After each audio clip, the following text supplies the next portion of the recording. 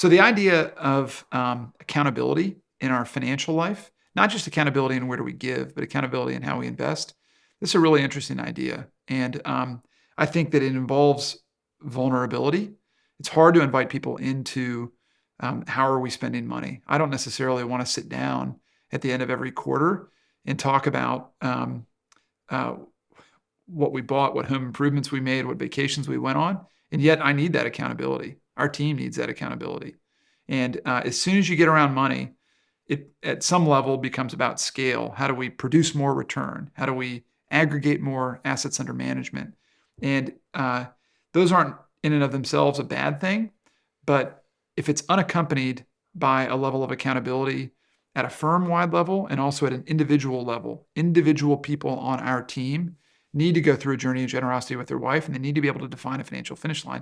It's not for me to tell them what their financial finish line should be, but it's important for us and for our investors to know that they have prayed through what God is calling them to do with wealth, and that they've decided for themselves, how are we going to proactively, before we have made a bunch of money, let's talk about what are we going to do as we have success, and how do we redirect that into things that God's called us to.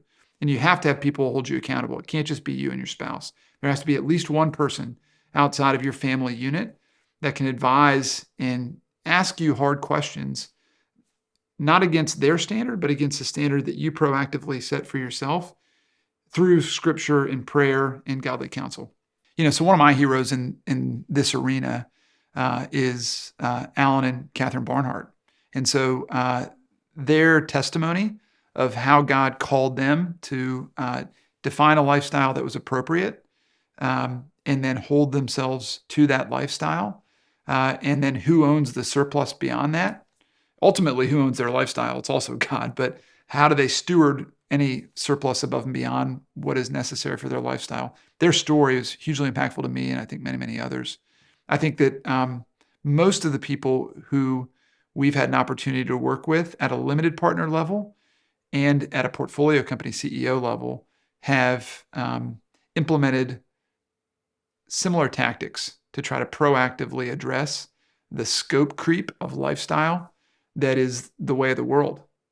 Left to your own devices without proactive management, you will succumb to escalation in what it takes to support lifestyle. If you get out ahead of it the way the Barnharts did, there's an opportunity to avoid distraction and to stay on the straight and narrow and to be even more radically generous than we otherwise would be. If you wait until something has happened in your life from a wealth creation event before you get to that point of defining it, it becomes much more difficult to reel things back in.